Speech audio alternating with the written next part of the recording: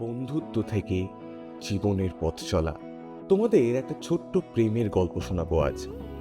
গল্পের বিষয়বস্তু খুবই সাদামাটা, সাবলীল, সাধারণ জীবনের ঘটনা, কিন্তু গল্পের চরিত্রগুলো প্রাণবন্ত, বাস্তব।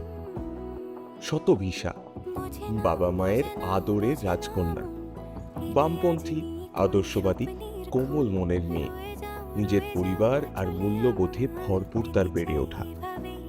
অরিজিৎ বাড়ির বড় ছেলে, খুবই প্রাণবন্ত, খেলা পাগল, বন্ধুদের সাথেই তার দিন কাটে।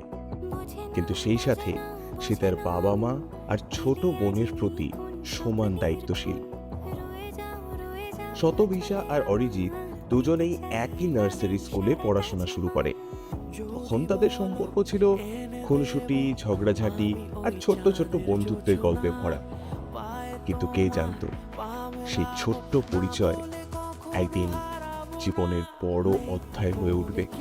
সময় বয়ে যায়, দুজন আলাদা পথে বড় হতে থাকে। প্রায় 15 বছর পর আবার একদিন দেখা হয়। শতভিসা তখন অষ্টাদশী পার করে জীবনের কঠিন অধ্যায়গুলো পার করছে, আর সেখানেই ফিরে আসে অরিজিৎ। হাসি মুখে, সরল কণ্ঠে বলে ওঠে, বন্ধু, আমি আছি তো। সেই বন্ধুত্ব আবার নতুন করে বাঁধে সম্পর্কের সুতো। শতভিসার মনের অন্ধকার ভেদ করে আলো হয়ে দাঁড়ায় অরিজিৎ। বন্ধুত্বের জায়গা জুড়ে আসে ভালোবাসা, বিশ্বাস আর একে অপরের প্রতি অঙ্গীকার।